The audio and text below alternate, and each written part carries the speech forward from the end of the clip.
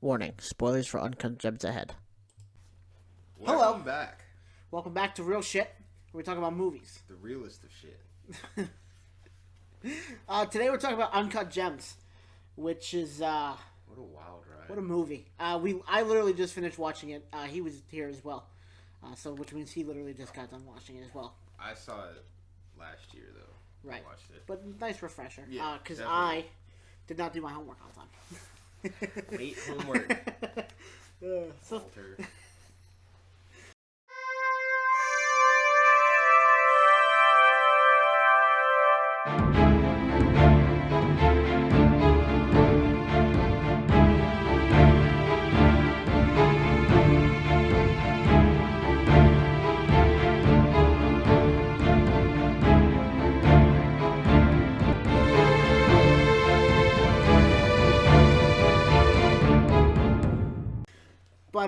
so I had never seen this movie before. You had. Yes. Adam Sandler did a not comedy movie. Not a bad comedy movie. He did an amazing job for such a serious tone of a movie. I really was not expecting... When I first heard about it, back when I saw the first trailer, I was like, this seems like it's gonna seem serious, but it's gonna end up being, like, funny. And there are parts in it that are, like, hilarious. Yeah, there's but some funny parts. Yeah, that's just, like, the comedic relief that you need from... Because the rest of this movie is not funny. No. It is very stressful. It is very... It is. It's high stakes. Yeah. High octane. Yeah. It is ridiculous. And it takes place in maybe like 5 or 6 separate locations in total. Yeah. If you, let me see, the auction house, his apartment, his side apartment. Yeah. His store. The bar mitzvah. But like very short. Kind of it, right? The play. Yeah. That's like the major events happen. Right. Yeah. And when they did go outside of those like main areas, it wasn't for very long. Yeah, it was like they were transitions, like Right. that long walk he had. Right. At that one point. There were a lot of cameos in this movie too that I didn't expect. Yeah, there was like The Weeknd was in it for some reason. I didn't understand that. Apparently, he's also like anti-drug, so his stance in this movie is kind of like opposite of what he is in real life. That's funny. But after, because last night I went downstairs after I was done editing chip roasting, which by the way, go watch chip roasting after this though. Yes, of course. Finish this. Right. One thing at a time. Or you could double screen it. I wouldn't do that. That's weird, but I mean, because we're not sports. Hearing Wally's voice twice, and then hearing 2 other dudes on top of each other. I don't know. You know, if that's you can do that, then do that. But like, if you could split your ears to do different audios, first off, teach me. They have headphones that do that. I bet. You can. They're like 100. Yeah, but they don't have brains that do that. Okay, yeah, that's true. But anyway, so I went downstairs last night after editing chip roasting, and I look at the screen, and knowing what I have to watch today, I see Adam Sandler and The Water Boy. Complete opposite. It's just complete 360 from what I just watched. You know what though? He's got some good range. He has very good range, surprisingly good range. He has some insane range. Yeah, for a guy who wears basketball shorts and a t-shirt every day. I mean, all the time. I watched an interview. I watched an interview about him. It was him on Jimmy Kimmel, and it was about Uncut Gems. Excuse me, maybe like a few months after it came out. And he's got on. It's not like super casual, but it's like what you would wear to walk around town. Sure. And like you look decent, but you don't look like you got a whole bunch of fashion on. You know, he had red corduroy pants on and like a hoodie, and I think it must have been like a long sleeve shirt under it. But it was like a jacket hoodie. I don't know. He is a very humble man for money. For real. Like, you would think someone who's got like money, you know, everyone has their pictures from his money, but like Adam Sandler is just like he's just this guy. He's been that guy for so long. He's just this guy, and he's been around forever. He makes 1 million movies a year. None of them are very good. Well, not none of them. Like, we gotta give him credit. A lot of his older stuff really good, and then this movie was awesome. But everything he hasn't put out as great of stuff. He puts out a lot of stuff. I think Hotel Transylvania is there. He so still makes anything, them. I want to say after Grown Ups 2 is where I put it. Yeah, I would even say Grown Ups 1, because 2 Well, was like Grown Ups 2 literally has no plot. It's literally just vacation. Yeah, it's make as many jokes as possible and as much and put Shaq in as much small stuff as you can. You know he films on location for like almost all of his movies. Really, So Shaq? like, no, no, I know what you mean. Yeah, but like so like Adam Grown Ups. Sandler, yeah. For Grown Ups, both of those they actually went to the places that they said, wow. and like Nice. a lot of the scenes have extras from the place that they're at Oh, during that's the awesome. time. Yeah, Like, yeah. especially the 4th of July. It was like half of those people were just already there. Okay. On their family thing. And then Adam Sandler was That's so cool. Can you imagine just like going on a vacation, just camping? It's like, oh, Right. by the way, you're gonna be an extra in this movie. Like, huh? The water park was the same way. Yeah. It was like they happened to be there on like the busiest day, and that's why there was like it just looks like there was a ton of people there. Yeah. And then word got out that they were They're there. gonna be there. And you can't really close a public place. No. Like that when you're already there for The most you could do is like close it for capacity, but like right. But at that point, I don't, and I feel like, or at least Adam Sandler. I don't know about the rest of them, but Adam Sandler, like, you know, I feel like he could be in a giant crowd. Everyone would be coming up to him. He was just like chill. Him. I feel like he'd take time out of his day to just say hello to everyone, right. and maybe sign a couple things. You know? Out of the Grown Ups crew, I definitely say Chris Rock and Kevin James and David Spade, and then Adam Sandler are like all the really focused ones that that's recognizable, right? Even from and then there's Rob Schneider, who's there, but I mean, he's had an interesting career. Everybody knows about the early days of Rob Schneider. He was good. Yeah, they all just kind of make movies together. Yeah, and they've all been fine. They've all been decent. Kind of. And then there's Mall Cop 2, but we like to forget about Mall Cop 2. We don't talk about it. The first one was good. It was It would have been the first one's nostalgic. That's why it's good. It's because like, truly, is it really a good movie? No, it's terrible. But it's good because of nostalgic purposes. Yes. I mean, it even plays off of that. Both of the Paul Blart movies are for sure movies we're never going to do on this show. By the way. Just so you guys know. Don't get your hopes up. It's the most we'll mention it. Yeah. Maybe some ongoing jokes later on. But it's a good movie. It's just, I don't know. But Adam Sandler seems to always put some kind of, I don't know, je ne sais quoi to any movie, even if it's terrible. Right. I think the worst movie I ever saw by him was Jack and Jill. Oh yeah, it's like regarded as like one of the worst movies ever made. And he's aware. You know what's funny? He's aware of how bad the movies are. Well, I remember when that came out. Like, I was too young to know it was bad, so like I kind of enjoyed it, but I haven't watched it since because the memes and everything that's come out of it, and like the more I think about it, like you know what, this movie's actually really awful. The whole Dunkachino aspect of that movie is really what made me just like, what is happening here? I will say the only like redeeming quality of that movie was the end credits.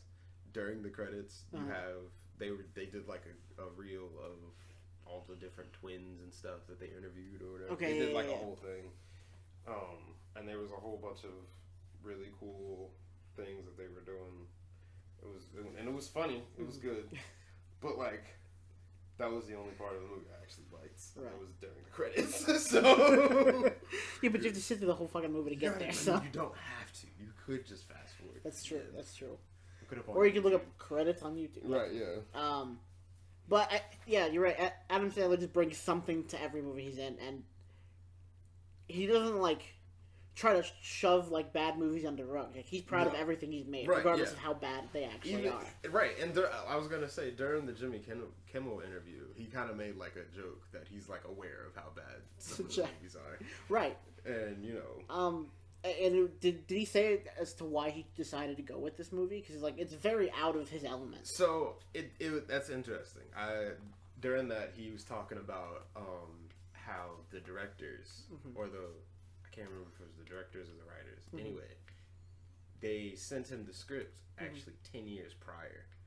Okay. And during that time, he said that he was like a combination of too busy and also not really interested because at the time those directors were like brand new.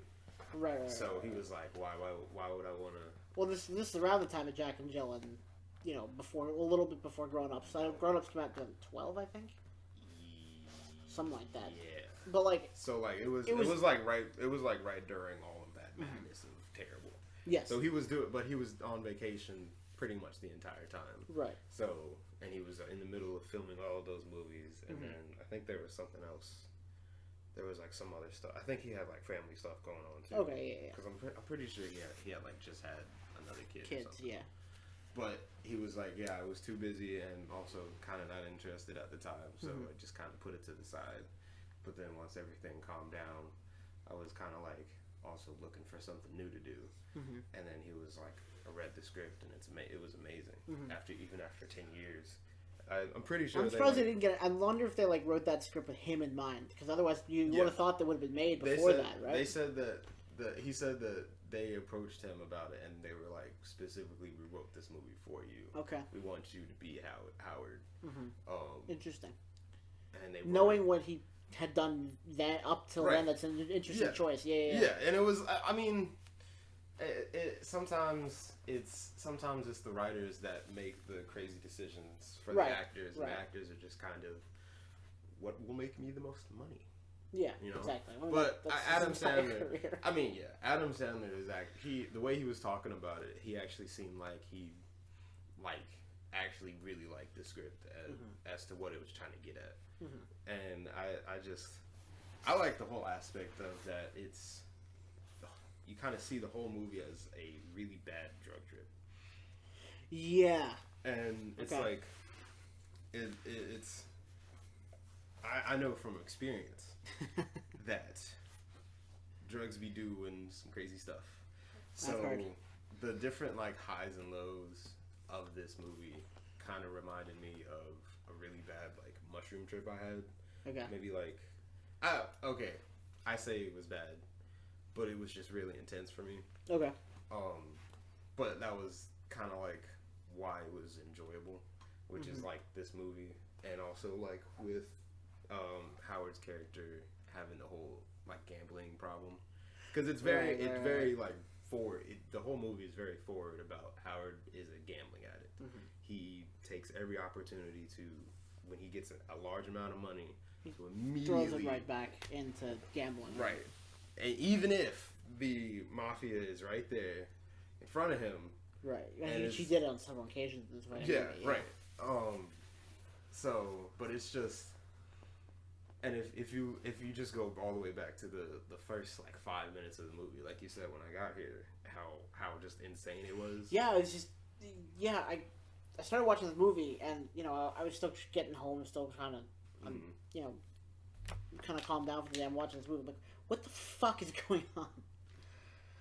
No one knows. It was crazy. It was just like, 'cause he'd be here and then they'd suddenly be here. They kind of went through the 5 main sets in the first 5 minutes. Yeah. And just like this. Yeah. And kind of introduced everything real quick. It's like, all right, now you're up to speed. Here's the actual fucking story. You get a really good sense of what kind of gambler Howard is too, because he's not your run of the mill. Oh, I'm gonna go and spend like 3 hours at the casino and just not leave until I win something. Right. Win bigger than what I started out with, or something like that. He's the type of, he's gambling in many different aspects of his life, more than just the money, because he's got like 2 mistresses. He has a whole family. He's got his business, which is very, very illegitimate, selling fake watches and flipping them. And the Furbies. Yeah, I mean, just Furbies. Fucking crazy. But all of that stuff is just, and then when it came down to it, the Opal, the Uncut Gem that the whole movie was supposed to be about, it was, the way he got it was also illegitimate. He got it through a very risky deal with somebody that he wasn't really sure about. Just all these different gambles that he put. But the different highs and lows of going through that was very reminiscent of the drug trips that I've had before. So I put it into perspective. It's the highs and lows of just people who have just addiction in general. Addictions and have addictive personalities. Stuff like that. Yeah, it's kind of, but it's like they put it into, the way they frame it is they throw it all into one really long trip. Yeah. Because it all started because he was gonna bet the money from the opal in the first place. Mm-hmm. He made a mention of that right when he got it. He was like, I could flip this and make however much, like millions, right? right? He was talking like I think like $300,000 per carat or something right, like that. Yeah. And he was like a 24, almost 30 carat, something like probably that. more than that because it was how big it was. Mm-hmm. But it was like you start out with all of that. That's the first rise. That's that first rise you get out of. You know, you're chasing that first high. You're going to be chasing the whole time, and then you get to where it's at the when he first gets to the play, and he's got Arno and his homeboys in the back just sitting there. That's where you start to like level out, but it's also so intense that it's kind of like you start getting paranoid of everything that's going around you. One scene in particular really got me. The first time I watched it, the auction. So you remember how it was how quiet it was?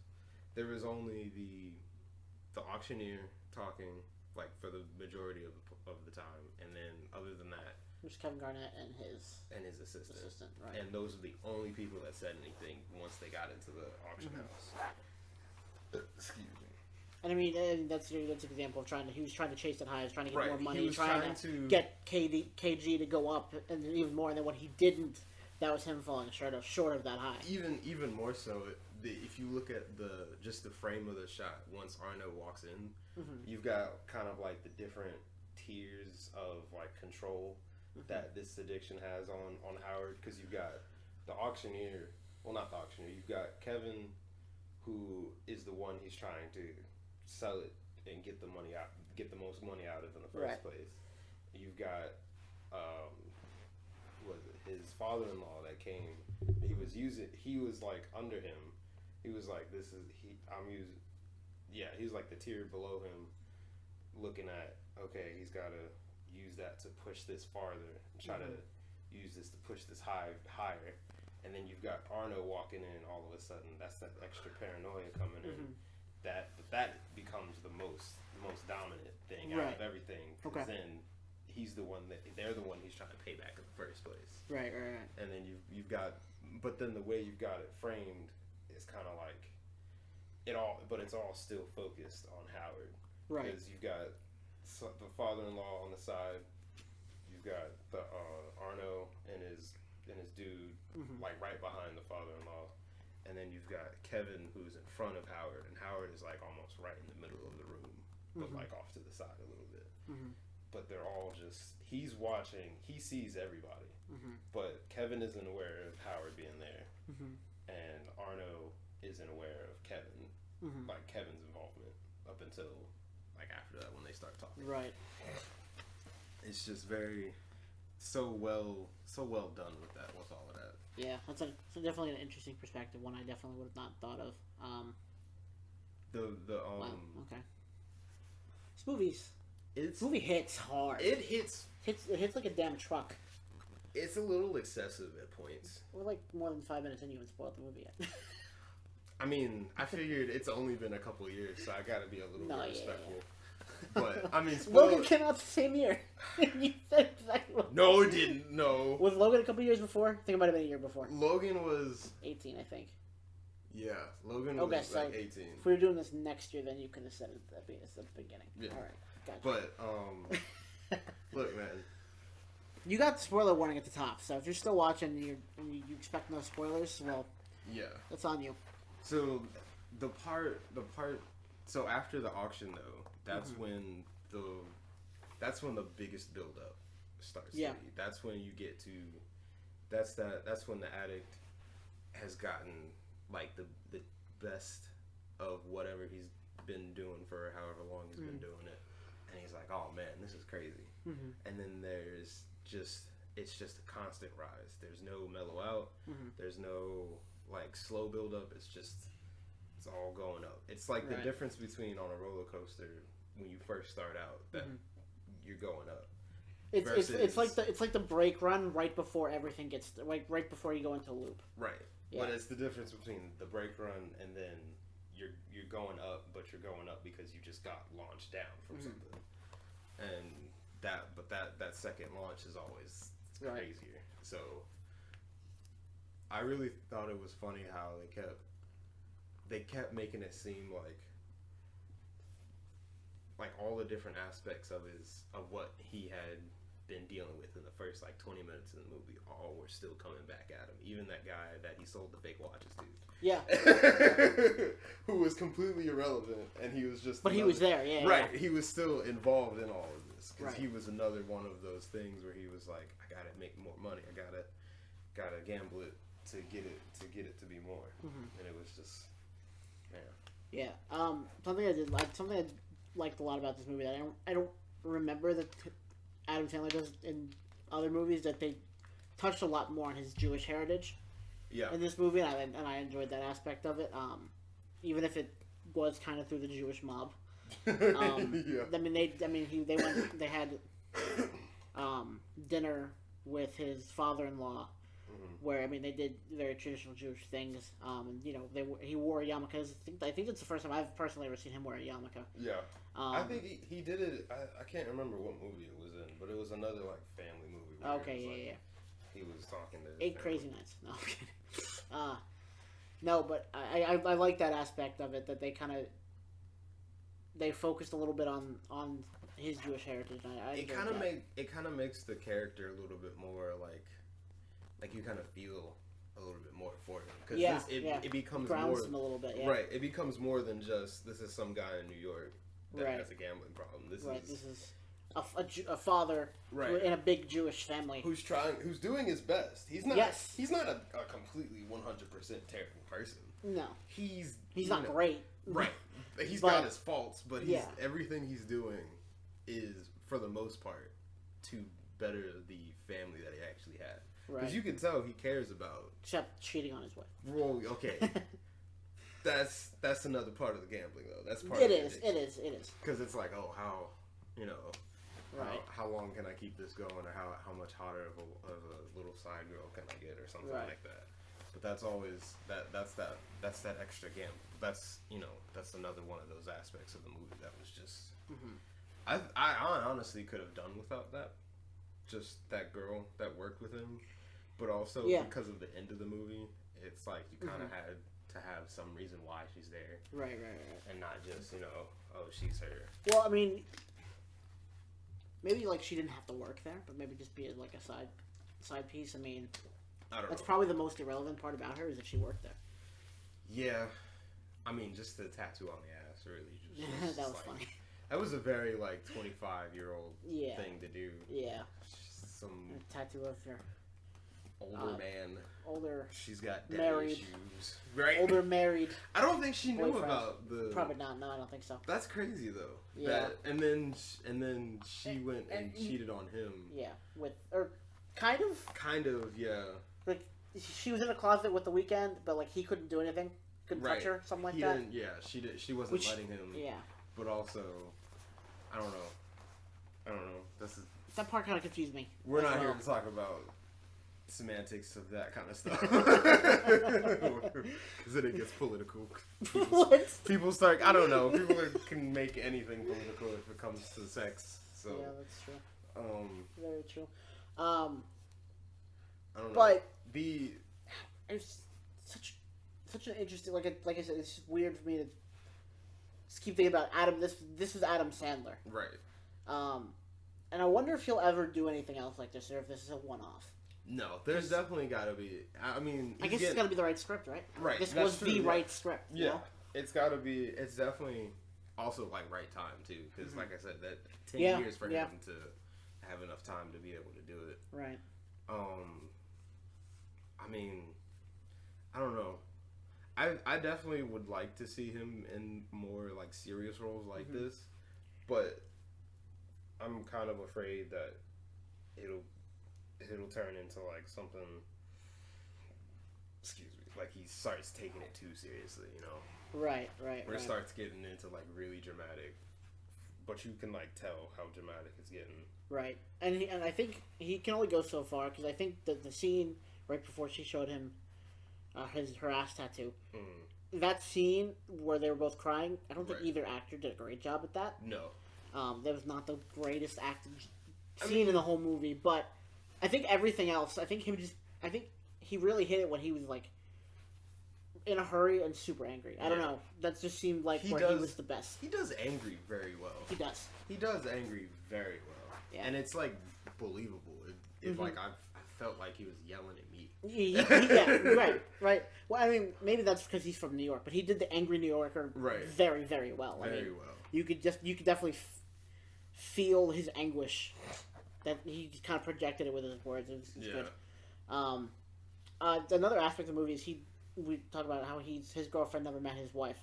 He tried so very hard to keep them separate. Yeah. His two lives separate. Even though his wife kind of knew what he was up to a little bit. But it wasn't to the point of where she knew. Right. And then I feel like it definitely seemed like it wasn't the first time.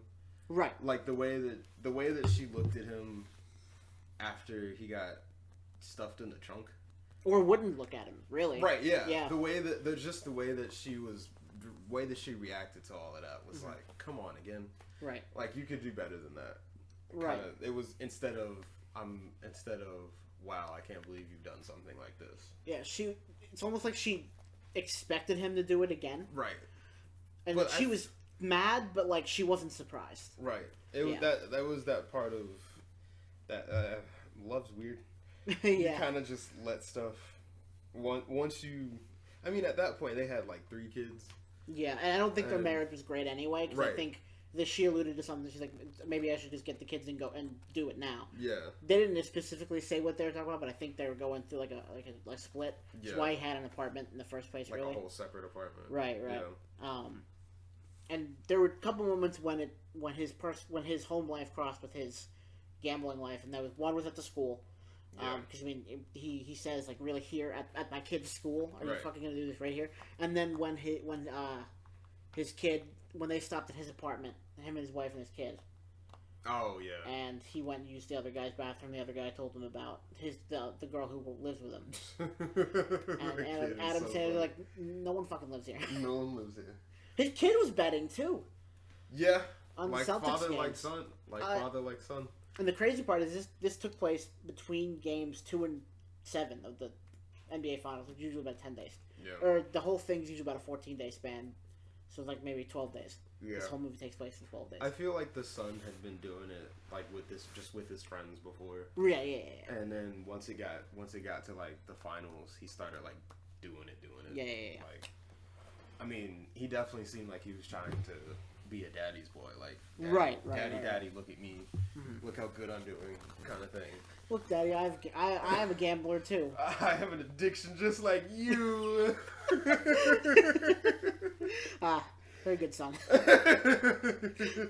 you a winning anyway? Son?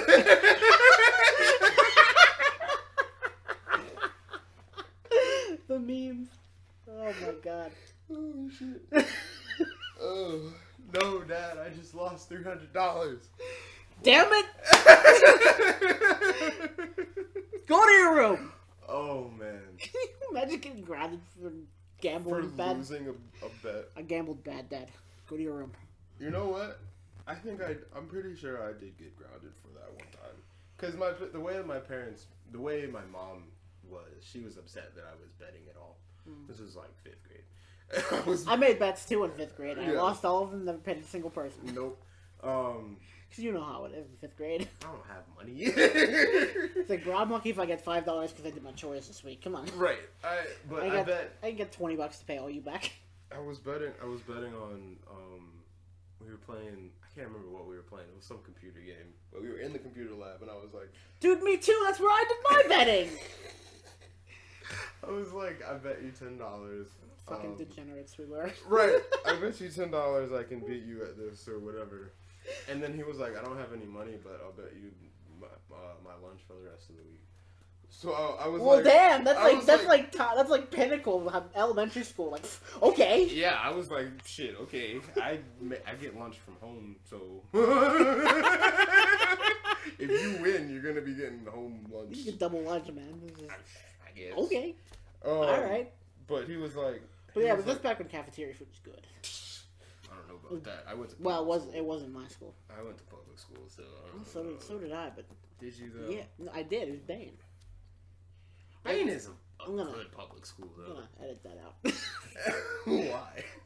That's a good point. 2 people watches, and I'm pretty sure one of them is me. So no, because according to Chip Roasting, I live in Canada. That's why one of our episodes is called "Sounds Like Maple Syrup." What? Exactly. But anyway. Okay. But yeah. I mean, you're right. What was I even saying? You were making a bet. About you traded someone your bet your lunch. Yeah, they won the bet, and during that whole week, I made my own lunch. My mom was like, "What's going on? Why are you making your own lunch?" And I was like, "Cause I lost the bet."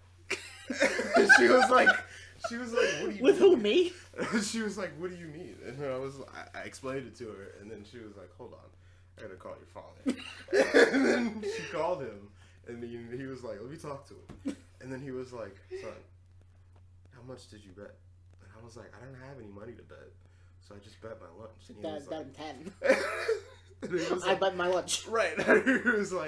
he was like, "Oh, okay. Well, that's good at least." Well, unfortunately, I gotta say you're grounded. But like, just know it's not because of me. It's because of your mother. And I was like, okay. So that's fair. Right? Are you encouraging betting? Are you disencouraging? What's going on here? I'm mixed signals. Like, okay. I've been grounded for betting my lunch because of mom. My bad. Right. I don't know. Is it good or bad? And that's when RJ became addicted to gambling. No, I'm kidding. At the ripe age of 10. No, what I would do, okay, it was basically just with this one girl who I later found out liked me, and I was like, "Are you fucking kidding me?" Anyway, that always ends up happening. Always happens, especially in elementary school and shit. But anyway, so they're calling people who need to go to the office because their parents picked up or whatever, and she looked at me and was like, "I bet you $5. They're gonna call my name." I'm like, bet. Oh my god. Which she knew she was going home early. She's her. Her mom told her, and so like she says it like, man, and she's like, "Bring in $5 tomorrow." I was like, "Okay," and then she never saw those $5. Does she ask about it? I don't remember her name. Damn. I highly doubt she remembers that. She's probably like, "Oh, okay." That's funny. Turns out she's I think she's like I think now she's like, cause my mom's friends with her mom. I think she's like a nurse in fucking Raleigh. I think something like that. Wow. Yeah, I don't know. Good for her. Yeah. But yeah. Nursing.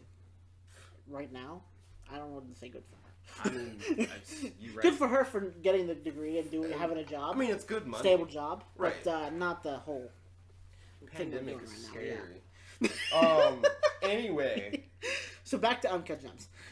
What a fucking movie! The only thing I really had like a problem with this movie was how long it was. It was a long movie. It 2 hours 24 minutes, I think. Yeah. Including credits, but right. Yeah, she was long. It kind of felt like some of the scenes were dragged out. Like, yeah, I don't know. The scene where Howard's walking back from the club after finding her. Well, even before that, just watching the girl walk all the way back from the club to her apartment, and then having Howard do the same thing, and it just that just kind of seemed like. But I don't know. I was thinking about it, and then I watched a video. I watched like a recap. Okay. Just because I wouldn't have to rewatch the whole movie. And then you came here and found out that I hadn't watched the damn movie. Right. But I was watching, and it said that those long shots were supposed to. They were long shots, indeed. They were like on purpose to make it. For one, to make. I would hope so. Right. I mean, yeah, but for one to make. Shit, we accidentally recorded. Let's put it in the fucking movie. But they did it. It said that they did it to kind of extend the feeling of all the intensity of whatever had just happened. Okay. Yeah. So you like can, because it's kind of what the characters are doing too. Right. They're like, wow, this just fucking happened. It's like when you get in an argument with someone and you just have to sit there in it for a little bit. It's like, fuck. Yeah. This fucking sucks. Okay, yeah, I get that. Yeah. I understand, yeah. I don't know. Sometimes it kind of, I feel like in that case, it works in that one instance. Mm-hmm. But, like, the scene... I don't think we needed the whole goddamn basketball game twice. Yeah, I don't know. Like, you could have done the beginning, and then you could have done the end. Or just Or, like, a little bit, yeah. Just like the halftime and yeah. Because the beginning doesn't ever matter. Unless that, except for that last You do the tip-off, you skip a little bit of time. Right. And then, I don't know, yeah. But, I mean... And especially in the first time you did it. Definitely didn't need as much as they gave us. But right. I don't know. I mean... At the same time, you kind of absorb his elation. It was... For winning the money that he did. It was, like, necessary, but also it felt a little bit unnecessary. It's kind of weird. Yeah, that's earlier what you said. Earlier, that's what you said about the movie length. It was unnecessary, but it was necessary. Right. Unnecessarily unnecessary. Yeah, I did enjoy, like, feeling the whole movie. I will say, when I first watched the movie, I was stoned out of my mind. Okay. But that was fun. It was crazy. And it was me I was confused sober. Well, I mean, whenever I watch long movies like that, I try to like pay attention to the like very beginning and then the very middle because it I don't know, it gives me a focal point to try to remember what's going on. Yeah. But with this movie, you kind of can't do that. No. Because even with me being as high as I was, it was still like you said, the first 5 minutes are just... When I was on my phone, I was going through the internet real quick so I could just watch the movie without worrying about that. It's like, so I'm looking up like, what the how did he get here? Right. But it was just... It's almost like those compilations, like the beginning of like musicals, where like they're in one place and then they walk through a door. Oh, we're at school now. Yeah. But even though they're just in their fucking bedroom. Right. It was I don't know. But I feel like there was something about it that kind of felt like interpersonal. I don't know. Yeah. It was very, you know what? It was, the filming for it was very claustrophobic. There was a lot of tight shots. It was. And there was a lot of like up close, like you could see their pores. Mm-hmm. And there was a lot of like really close space. I think the widest space that they had. Yeah, because the jewelry store was small. Yeah, it was very small for a jewelry store. I didn't know. I mean, and then if you look at the shots in New York, they were in places where there's lots of construction going on. Yeah, or so like that made it made the big city feel a lot smaller than it was. Yeah, because it almost didn't seem like they were in New York. It took me. I had to like re-look it up the first time I watched it. So it was like, I was in New York. I thought that was like Chicago or something. Yeah. And then even where the Weeknd had his concert, like he was like standing pretty much with everyone else in a small club. That didn't even seem like a concert. Right, it was more like it was almost like a karaoke concert. Right, like a nightclub that he goes to, he frequents personally. Right, and he was just singing there. It's like everyone was like around him. It was like very it was not even like a big place either. It was very. It just seemed, the whole movie. It just seemed very close knit. It was. It just. I don't know. It's like you feel like it got too close. It was breathing in your ear. Yeah. Very.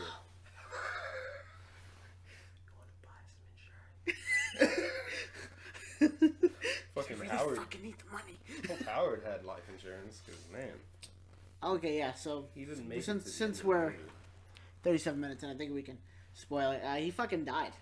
I was not expecting. I didn't expect that, and you saw my reaction. I'm like, yeah.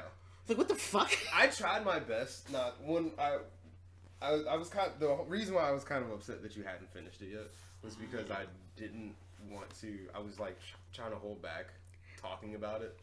What that mean? Like, I was like sitting there like fucking die. I was gonna, because I'm really bad at that, like making. I'm good at not spoiling things, except I've almost wanted to spoil Shang-Chi like 3 times already during this conversation. Fucking don't do that. I will not. Because I really do. Spoiling Marvel movies is like a fucking sin. Is it coming to Disney Plus at any point? Not for a while. Okay. It'll be a while. Go see it. You know what? That's fine. It's a good movie. I'm gonna go to Sun Valley. It's a good movie theater. Yeah. I like that. No, it's weird. Like, the fucking places with the recliners are no longer novel, and they're really annoying to me. So, like, places with, like, the stadium-style seating, I love those places. Sun Valley is one of them. You just go sit in, like, a chair that you don't have to fucking reserve. Yeah. Just chill. I don't know. I like the recliners, don't get me wrong. It depends on what kind they have. So, like, the ones they have at Crown Point, or it's not even called Crown Point anymore. Carolina's. The place. The bistro or whatever. Yeah. It's all. It's got beer. It's weird. Yeah, It's a nice theater, but it is. They've really fixed it up a lot. They've got the recliner up top, but then they've got like the couches on the floor that replace They do, because I went and saw Jurassic Park. Yeah. With some of my friends, and it was really awkward because we got to the chair. I was like, I'm not sitting on the couch with you. It's way too fucking intimate. Saw, what was it? The Suicide Squad, the first one. Okay. When that came out. Mm-hmm. I mean, I've seen a bunch of movies at that theater, but anyway. I'm pretty sure I dropped you off for a date once there at that theater. Like we hung out and then I dropped you off. I think that was the date. Yeah. Suicide Squad. Oh, okay. Was the date? Yes, because I was with Lauren. Yeah. Brennan's girlfriend? Yes. Oh, cool, fun. Yeah. I would say this weird, but Brennan was with her sister before that, so I mean. You know what's funny? They weren't like together. I don't get into people's life. I don't. I just think it's funny because it is. We love you, Brennan. Yeah, I'm just look, bro. If you're watching this, did you watch The Phantom? No. It's okay. He hasn't watched this movie either. He hasn't watched our show either. We'll get there. I've watched everything we've all done, so that's okay. I'm pulling the weights. You gotta tell us about the stuff beforehand. Brennan said that yesterday on the podcast. He's like, yeah, go watch real shit. I should probably do that too. I was like, yeah, if you got the time, or if you don't, do it anyway. I mean, these episodes are definitely shorter than the podcast. Yeah, but like an hour. I mean, this movie, it was just. So that halfway through the movie, I was like, I don't like this movie.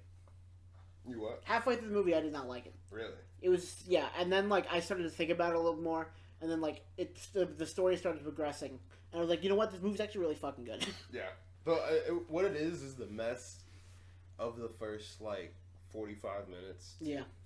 Up to like the first hour of the movie. Yeah, and that's about what about really 45-minute mark.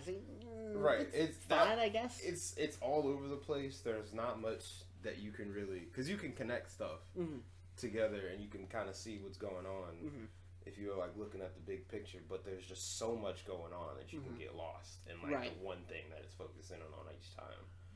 If I hadn't, the way that I watched it, because I usually will just like sit through a whole movie and even the Justice League. Well, I haven't seen Snyder Cut, so no. Me neither. But I did sit through the whole Justice League. Well, I meant to only Snyder because Cut, it's in theaters. But yeah. Well, yeah, that's why theaters are there, so you actually fucking watch the goddamn movie. Yeah, but usually what I do is I watch the whole movie in one sitting, and unless I'm watching it with somebody and they fall asleep and they're like, okay, we'll just finish it later. Usually it's my girlfriend because she always falls asleep. But I was watching this. She reached parent status already, because my parents do that. Like, we can't get through a fucking movie. It's kind of bad. If I'm not like watching her, she'll just go to sleep. Literally, she gets mad at me like, why? Because you fell asleep. We're watching a movie. Fuck! You said you wanted to watch this. This is the third time this is the third day in a row we've tried watching this movie. I was playing video games. No, I could have still been playing. I'm completely joking. But no, but usually I'll sit through the whole thing. Yeah. But this movie was, for me even, it wasn't even that long, because I'm used to like binging anime or like binging. Yeah, really but for some reason that's different. I had to at that like 45 minute to like an hour 15. I had to stop and I had to go outside, get some fresh air, breathe for a second, because it was just so. They just threw everything at you. It was. Well, it's like I said about the first 5 minutes. They introduced the first, like, the five pretty major much all setups. the characters that you're going to be dealing with throughout the whole movie, too. Yeah, they throw everything at you. And then they're like, all right, let's settle in. Right. Settle in. We'll set up the conflict real quick. Real quick. And then we have an hour left, so. A tiny bit of backstory. A little bit of world building. Right. And so now, all right, in this last hour, we're going to really flesh the shit out. I really did appreciate it being not just from Howard's perspective, also. Yeah, because you got to see it from his, like, the side girl's perspective a little bit, and a little bit from his wife, and then a tiny bit through like Arno's. Yeah, because Arno was like, especially at the end there. Yeah, his Arno's arc with Howard with them being brothers, or are they brothers-in-law? Are they brothers-in-law? I can't remember. I don't remember. I'm pretty sure they're directly related, but I mean it's Jewish mafia, so it's like and there were certain times, especially like when they went to go put Howard out the window, and then at the end, almost felt like Arnold was like, "All right, you're going a little bit too far now." Especially like this is still like, I know he owes me money, right? But there was chill your ass. Like, that one guy was really fucking aggressive. He was the guy who ended up killing him. He was sick of it. I mean, if you look at him though, he kind of looked like he's been in the business for a long time. I would not be surprised if he was an actual mafia boss. Yeah, he's an actor, but he's also a mafia boss. Right. I feel like he definitely wanted to do a lot more to Howard at the very beginning. He would have dropped him out the fucking window. Yeah, had it not been for Arno, I'm pretty sure. But I mean, I really like Arno's arc too, because at first, at the very, very beginning, he was like, "I'm sick of your shit, Howard. I'm really just been putting my neck out for you for all this time, yada yada yada," and then they had that conversation, and he was like, "Okay, I'll give you one more shot," and you know, throughout the whole movie, he's kind of like getting an understanding of what Howard is dealing with, but like he's also seeing how self-destructive he is, and it's like, I can't really help you, bro. You're doing this to yourself, but also I'm trying to like give you a little bit more time. He's trying to walk the line of, especially he's trying to walk the line of mafia boss and a brother or brother-in-law. Right, because he still has to be, his family. The Don. Yeah. but well, yeah, he's gonna be family. He's gonna be the Don. But like, yeah, he's also he's got a lot of character development. Like you don't really realize. Right. Yeah, like I didn't really even pick up on it. Especially if you look at like the dinner where they're talking, where they're all like talking. Yeah. When is it, at the bat mitzvah? Or is it? I think it was just a dinner with the. I think it was. I don't remember. Yeah. But during that, if you pay attention to how Arno is like talking to Howard, excuse me, he goes from talking at him to actually like conversating with him back and forth. And it's like and you kind of see him like sit back for a second, and he's like, "Man, you are just fucked up, bro." And then throughout the rest of the movie, he's like, "All right, you were just really digging yourself deeper and deeper, all the way up until the end." Once he makes that final huge bet, as soon as he finally he gets the money that he needs. When I was watching it the first time, I was like, okay, he has to have learned his lesson after all this time. He's gonna give him the money. Something's gonna go wrong because it's been so long and he's already technically late, even though it is still technically Monday. I just felt like there was something, and then he's just like, you know what? I'm gonna fucking do it. And then just that whole. Yeah, music too. Yeah, and you got that sense of like character development finally, and then and then like his true addict self comes out, and you're just like, no, God, please, no, don't do this. Right. It's almost gonna work. Like, you know what? This movie is shot almost like the viewer is supposed to be Howard's conscious. Yeah. He just can't hear because he's just so enveloped into his addiction. Because it feels every time he did something like that, it was like, come on, Howard, you're better than this, man. You've shown, and he had shown a couple of times that he can be a good guy. Right. He was, being a family man, being a part of the, taking time out of everything that he was doing to actually go to the play. This should be a normal thing as a father, but still. And he was, even though he's bad at it, he was still talking to his daughter, trying to see what's going on. Like, why do you hate me so much? Why are you yelling at me? Yada yada yada. My brother sent me a Wikipedia link to Tow Truck. He's sitting in a baseball game. What the fuck is he doing? He's sending me a Wikipedia page of a fucking tow truck. Maybe he sat on his phone? No. He does this regularly. Oh, okay. I mean, maybe he just wanted you to know something interesting. Maybe there's a second part coming, and he just hasn't gotten finished texting it. There probably is. But you made some good points there. So the ending though, the music in this movie, I'm gonna mention this about every movie, guys. It's almost like music was a character in this movie. Right? Yeah.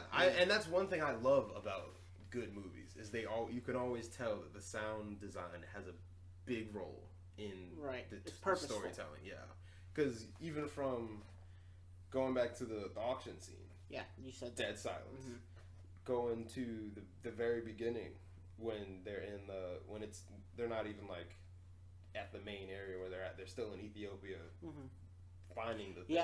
Yeah. All of that going on, all the way to whenever he's like walking, whenever he's just walking, the music that plays or the lack of music always is very like it puts an emphasis on whatever emotion is being like forced out there.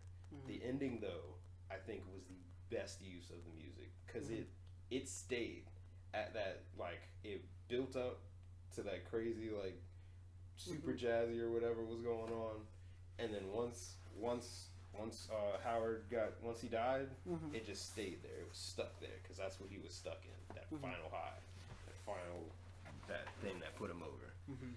And then just all of the stuff, even you can't even really hear everything else that's going on, right? Like the talking and everything, because you're so stuck in this the ringing of this intense music, of this just crazy wildness. One other really scene was when he got tossed into the fountain. Yeah, you could kind of hear how much more intense things were like getting, especially just from the outside, but also from Howard's point of view. Why? What do I get if I do? No, that's me. That's not yours. I have more. No, I know, today. but like that's what I'm saying. Why? you should say why. I should just go fucking write the paper. He can tell me to go. Fuck, I didn't actually mean it. Well, he asked for it. But yeah, and something with the silence, especially in the auction room, you can almost liken it to, because you've compared it a lot to the highs and lows of a high. But when you're anticipating something and you're just so excited, it's just almost like everything else melts around you, and it's you and the ringing in your ear. Yeah. And that's kind of what the silence in this movie does, because you're with Arno and you're just like, not Arno, you're with Howard, and it's just like, and the anticipation of it just makes everything else go quiet. It makes it so. I mean, I almost had a panic attack. I'm not even gonna lie. The first time? Oh, obviously the first time. Yeah, the first. Excuse me. Bless you. My panic attacks are usually induced by an over. Well, not no. Usually no. I've never had one because of a movie. But yeah, usually it'll come from overstimulus of what's going on around me. If I'm too inside of my head about something, or if there's just a lot being thrown at me all at once. Right. So, but this movie, it wasn't even the movie itself. It was the music along with what was going on with the movie. It, like, something in my chest just kept getting tighter and tighter and tighter and tighter. Some people will say it's because I was smoking an intense amount of weed, and I've been. Some people would say that. I've been smoking long. But most rational people would say no. It's because you're like just invested in this fucking movie. Yeah. And that could have to do with the closeness of the movie, like we were mentioning earlier. The claustrophobic ofness was just. It's my new favorite word. It was just claustrophobic. Yeah. I know it's not a real word, but it is now. Shit. It's been said. Webster, get on it. I don't know. It was like somebody had put an invisible box around me, and every time something intense happened in the movie, they would squeeze it, and it wouldn't crumple. It would like scale down, and every time it would just keep scaling down up until. It was like a big release during the auction scene. It kind of like opened up a little bit because it was like, wow, he might do it. Nope. And then the ending, just stretching their arms. Yeah, the ending was so just.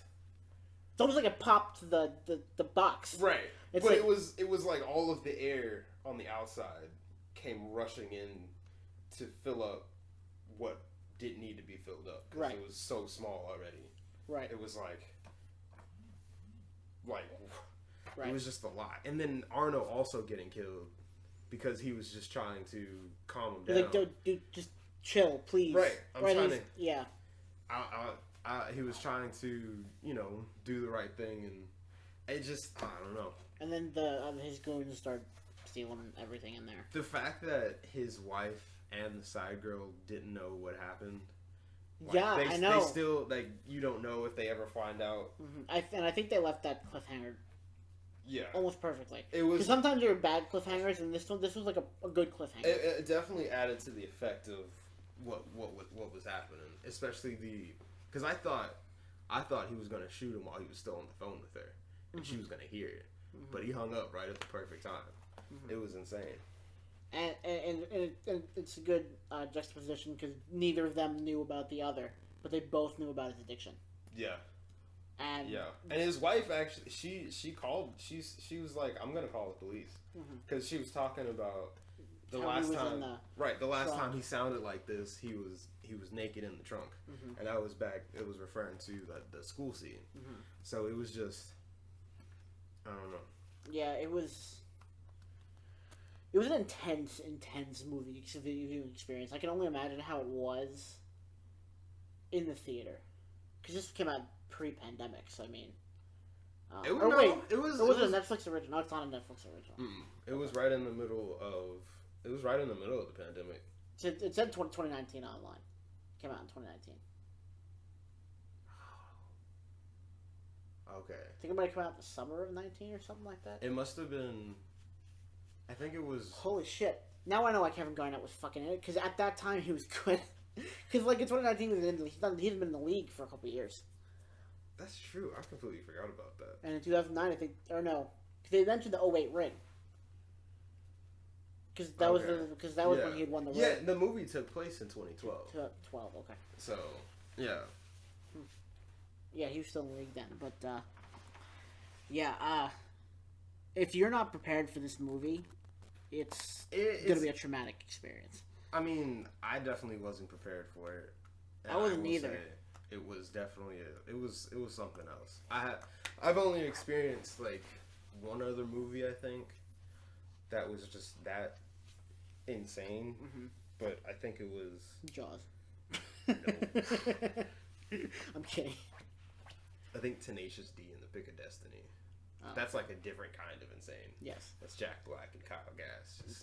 Singing about dicks. Yeah, I mean, amongst other things. Many other things. Oh yeah. Devil's mayonnaise.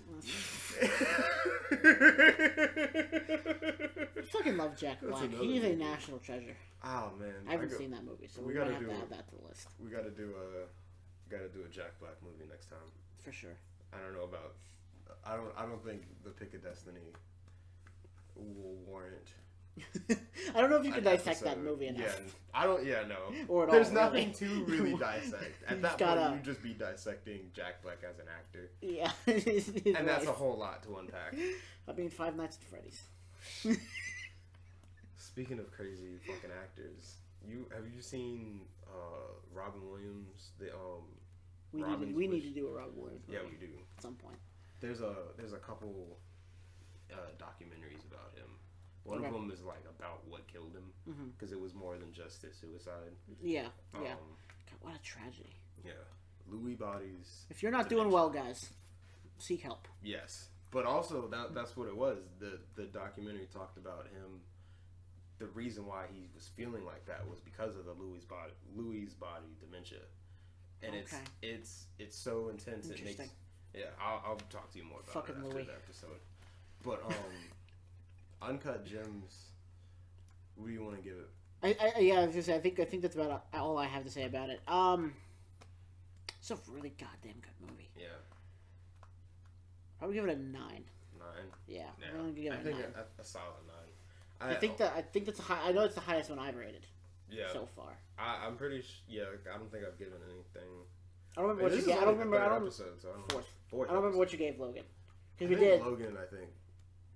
I think Black Logan Widow was the no. What was the first one we did? Oh, it was the Suicide Squad, Logan, the Black Hole, and this movie. Yeah. It's like adult movie, children's movie, adult movie.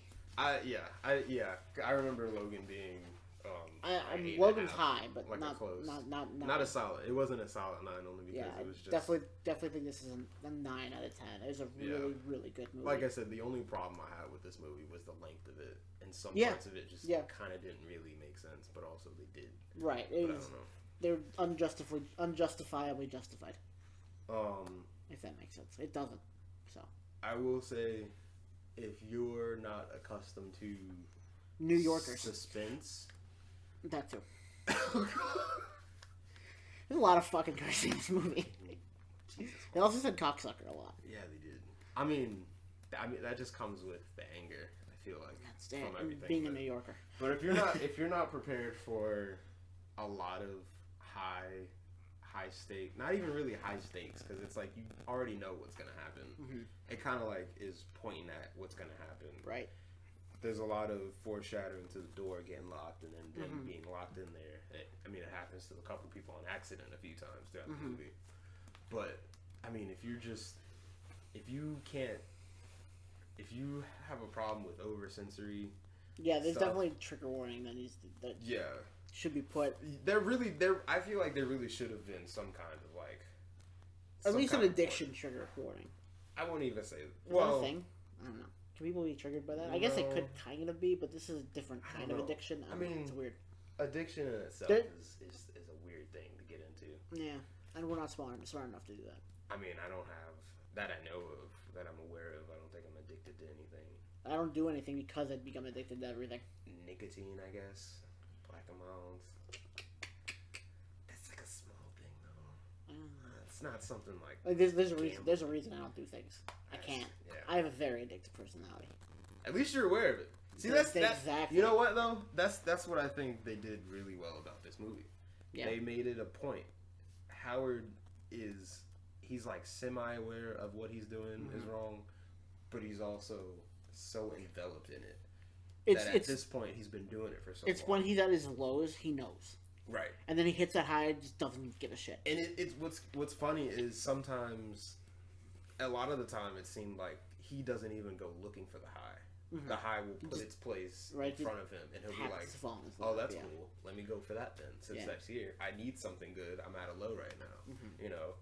But yeah, this movie was really good, very intense. Don't watch it if you get just claustrophobic. Even. I mean, that too. Yeah, that was. It was a damn good movie, but that's all I got to say about it. Close honestly, something else. Yeah, it was a good movie. 9 out of 10 for sure. Yeah. So that's it for episode 4 of Real Shit. Real Shit. I almost called it chip roasting. Chip roasting sidebar. This is kind of the spin-off of chip roasting. But so if you guys enjoyed this video, give it a like. If you want to see more, subscribe. Go follow RJ if he decides to get the internet back at RJ Broome. Follow me at WLever96 on Instagram and Wumble Wally on TikTok. That's what it's called. Yes. So yeah. Oh, it's too much. Your TikTok? Because I fucking can. Anyway, peace out, everyone.